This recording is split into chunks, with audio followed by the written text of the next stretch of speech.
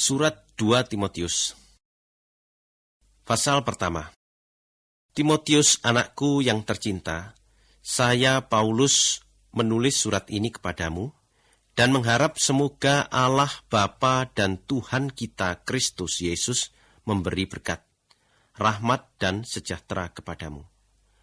Atas kemauan Allah, saya diangkat menjadi Rasul Kristus Yesus dan diutus untuk memberitakan tentang hidup yang dijanjikan Allah.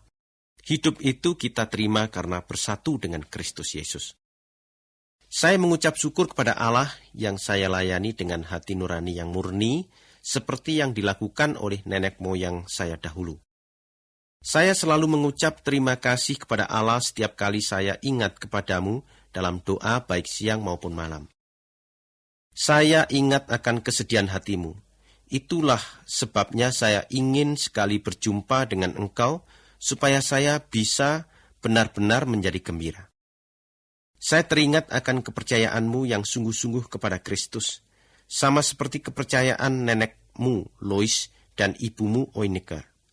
Dan saya yakin engkau pun percaya seperti itu. Sebab itu saya mengingatkan engkau untuk memperhidup karunia yang diberikan Allah kepadamu pada waktu saya meletakkan tangan saya ke atasmu. Sebab roh yang Allah berikan kepada kita bukanlah roh yang membuat kita menjadi penakut. Sebaliknya roh Allah itu membuat kita menjadi kuat, penuh dengan kasih, dan dapat menahan diri.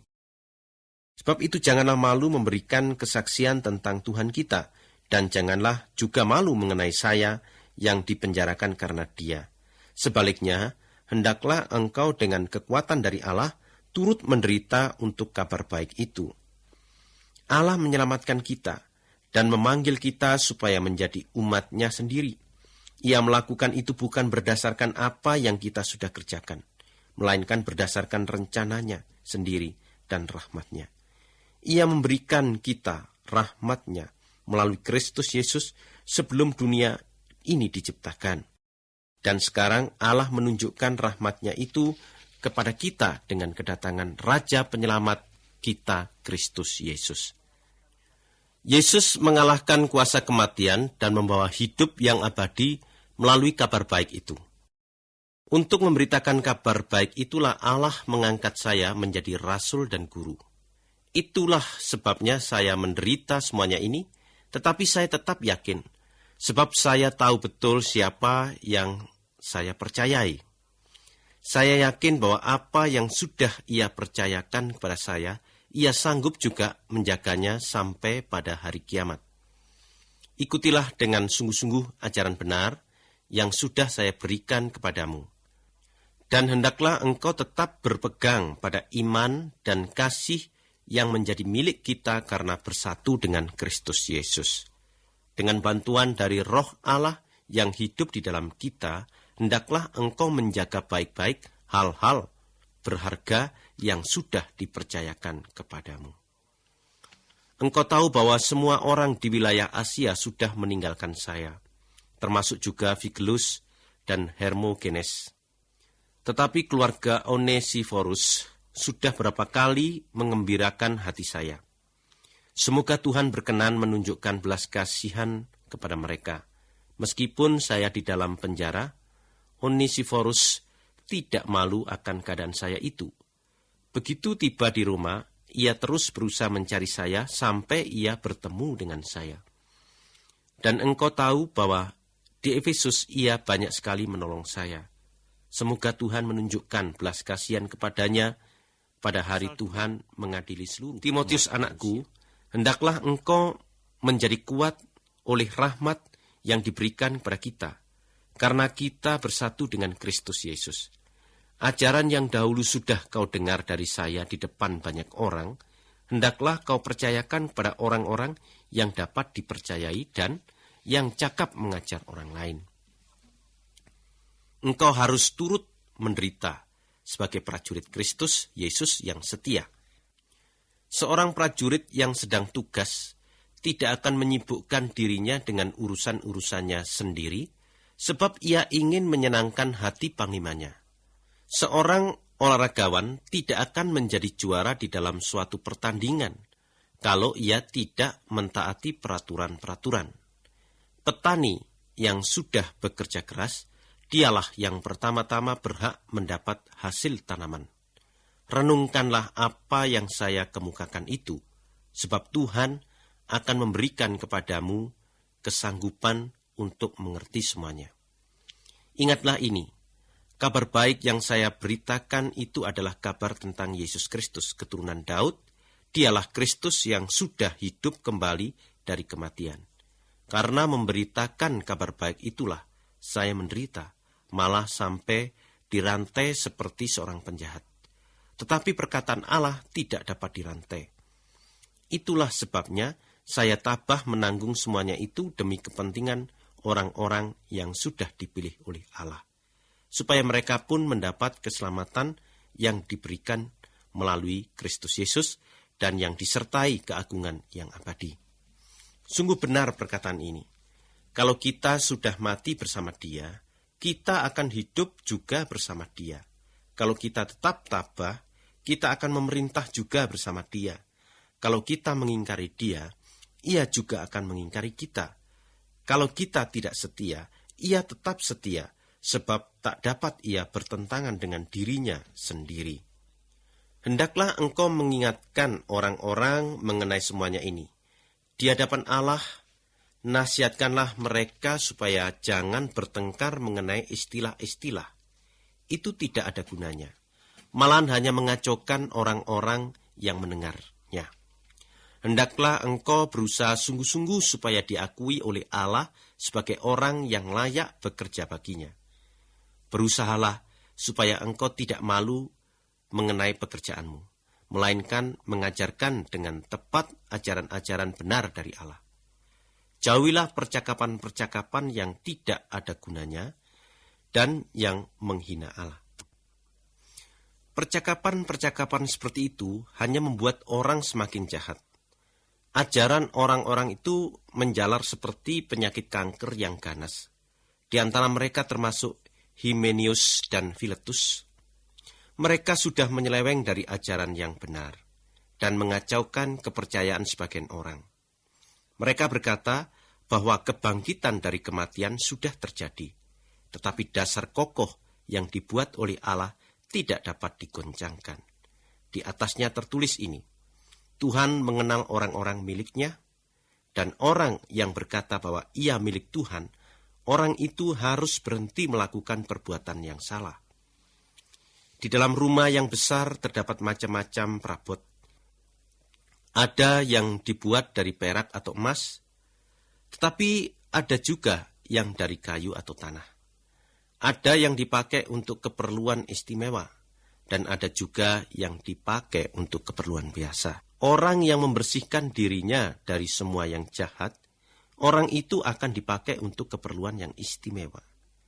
Ia menjadi milik yang khusus dan berguna bagi tuannya. Ia disediakan untuk dipakai bagi setiap pekerjaan yang baik. Jauhilah kesenangan-kesenangan orang muda, berusahalah untuk hidup menurut kemauan Allah, setia pada ajarannya dan mengasihi sesama, serta mempunyai ketentraman hati. Hiduplah demikian bersama mereka yang berseru meminta pertolongan kepada Tuhan dengan hati yang murni. Janganlah ikut dalam perdebatan orang-orang bodoh yang tidak tahu apa-apa. Engkau tahu bahwa semua itu hanya menimbulkan pertengkaran. Orang yang bekerja buat Tuhan tidak patut bertengkar. Ia harus ramah terhadap semua orang dan dapat mengajar orang dengan baik dan sabar. Ia harus dengan lemah lembut mengajari orang-orang yang suka melawan. Mudah-mudahan Allah memberi kesempatan kepada orang-orang itu untuk bertobat dari dosa-dosa mereka dan mengenal ajaran yang benar. Dengan demikian, mereka menjadi sadar kembali dan terlepas dari perangkap iblis yang telah menawan mereka dan memaksa mereka mengikuti. Ingatlah ini, pada hari-hari terakhir akan ada banyak kesusahan. Manusia akan mementingkan dirinya sendiri, bersifat mata duitan, sombong dan suka membual. Mereka suka menghina orang, memberontak terhadap orang tua, tidak tahu berterima kasih, dan membenci hal-hal rohani. Mereka tidak mengasihi sesama, tidak suka memberi ampun, mereka suka memburuk-burukkan nama orang lain, suka memakai kekerasan, mereka kejam dan tidak menyukai kebaikan. Mereka suka mengkhianat, angkuh dan tidak berpikir panjang. Mereka lebih suka pada kesenangan dunia daripada menuruti Allah. Meskipun secara lahir, mereka taat menjalankan kewajiban agama, namun menolak inti dari agama itu sendiri. Jauhilah orang-orang yang seperti itu. Ada di antara mereka yang sudah menyusup ke rumah-rumah, lalu memikat wanita-wanita lemah yang punya banyak sekali dosa dan dikuasai oleh macam-macam keinginan. Wanita-wanita itu terus-menerus minta diajar, tetapi tidak pernah dapat mengenal ajaran yang benar dari Allah. Sebagaimana Yanes dan Yambres melawan Musa dahulu, demikianlah juga orang-orang tersebut melawan ajaran dari Allah. Pikiran mereka sudah rusak dan iman mereka sudah kandas.